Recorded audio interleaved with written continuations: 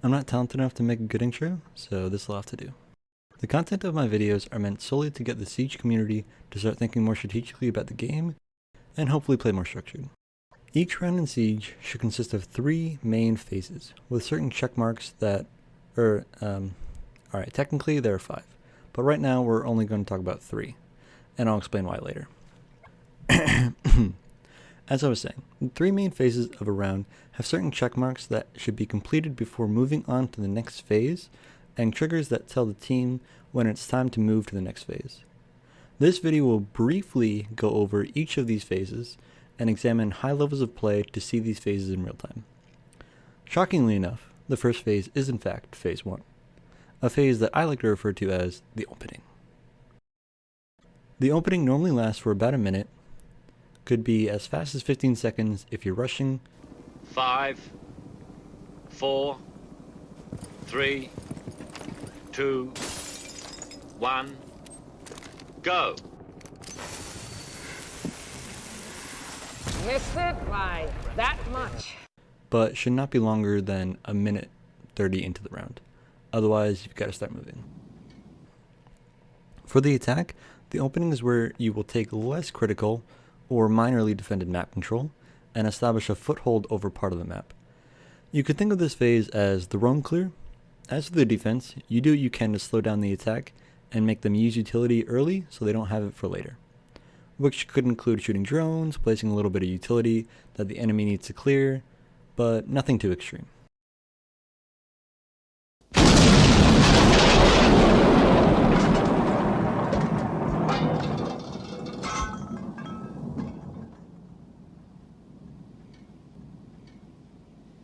You're only supposed to blow the bloody doors off! Now, let's quickly look at an example of this phase in a little bit more depth. In this clip, you can see Shiko taking the map control that his teammates drone for him. Then his teammates follow him, secure the north side of the map, and then continue to drone. For Team Empire, they don't do much in terms of slowing the attack down for Phase 1. The most anyone does is Scyther pushes up to 90 and shoots some drones. And that's all. As you can see, they finish Phase 1 by about the 205 mark, which is pretty standard. The defender's job during this phase is to act as a nuisance by shooting drones and overall delaying the attack from taking map control. So as the attacking team, it is critical to try and avoid losing drones or wasting too much time. I'll discuss how to avoid losing drones, not losing players, and not wasting time in later videos. Just one more thing about Phase 1.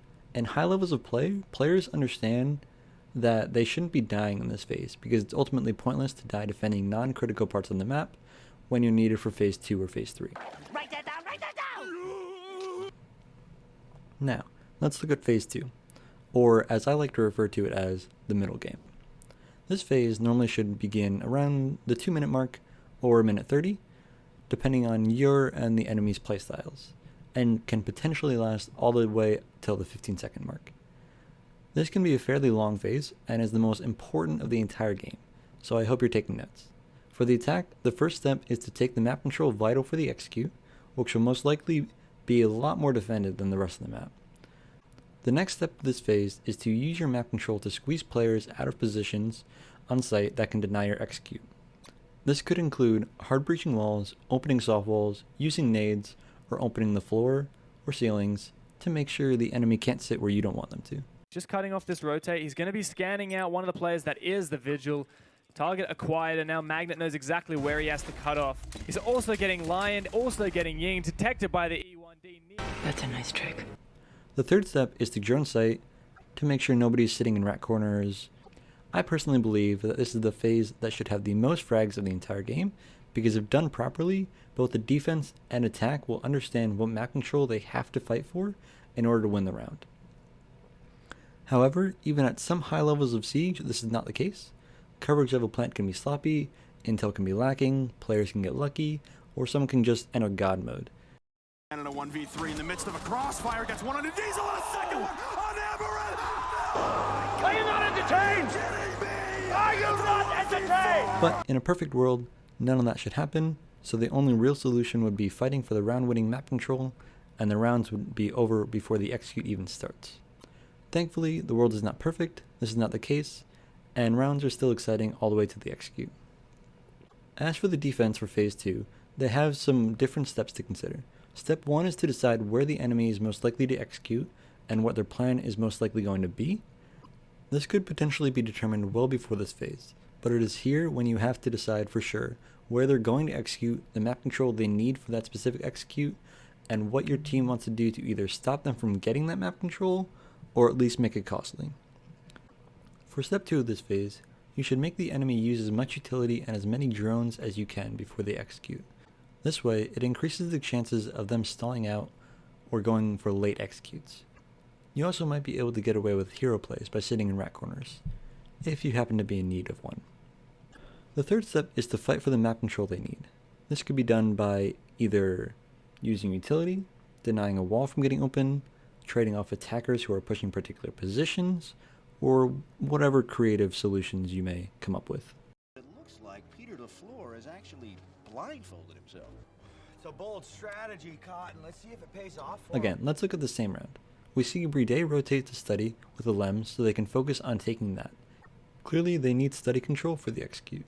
Once they have it, they drone sight a little and see if they can open up the aviator wall, and then shockingly they open up the aviator wall. And they should drone sight one last time, but they were up by 3 players so they could afford to run in, or they might have just felt they had all the intel they needed. Now let's look at the very next round and see how Empire changes things. They play Smoke and Vault, and then they play Joystick and Piano, instead of having Dan and Study. This changes the map control that BDS needs for the execute. They now need to open up the Vault wall to deny Smoke, as well as the Aviator wall, and they need Piano control to deny Joystick, as well as Study control. And because of that, the players don't have to overextend to fight for Study control or Aviator control, because they still have Piano control and the Smoke and Vault. The Smoke and Vault is crucial because he can now clip smokes through the wall and deny the default plant spot. And now the only place that the enemy can plant is by maps, which will come into play for Phase 3. Now, for Phase 3, which will be the last phase discussed in this video, it is the execute, or could also be referred to as the endgame. I'll do it myself. Ideally, you should have at least 30 seconds, if not a minute, before starting this phase. In the worst case scenario, you should have at least 15 seconds left in order to properly execute. For the attack, this phase should be where your IGL is talking the most. He needs to be double checking intel he's unclear about, he needs to set up a plan of when the planter will push in, and he needs to tell everyone on his team what to hold. This is the most important phase for the IGL of the team on both attack and defense. Although in dry runs, everyone should have a general idea of what to do, in this phase the IGL has to either reiterate it to make sure everyone is on the same page and is ready for the execute, or he has to shot call adjustments in case of lack of utility or dead teammates. For the defense, the IGL should be making sure that all important angles are being covered and everyone has a general understanding of what will happen when the enemy begins the execute. This can include calling people to C4, or coordinating a retake, or some other response to them going for the plant. Gentlemen, I have a plan.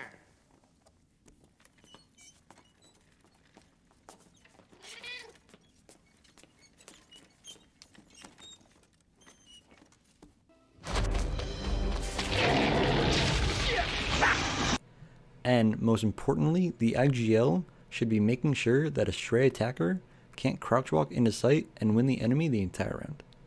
Obviously, any player can do this, but it should be the IGL's responsibility to make sure everyone is doing their job and there are no holes in the defense. In this phase, the IGL should call adjustments in case players unexpectedly die or the enemy opens up crucial parts of the site. Most of this phase is talking, and so watching a video on it without comms won't help that much, but we're going to do it anyway. Going back to the most previous round we looked over, we can already see some attackers rotating. Sheko goes below to deal with joystick, and Renshiro goes to 90 to watch long. As for the defense, the players hold their positions and wait for the execute to begin. Once the execute happens, I'm pretty sure joystick impacts below default.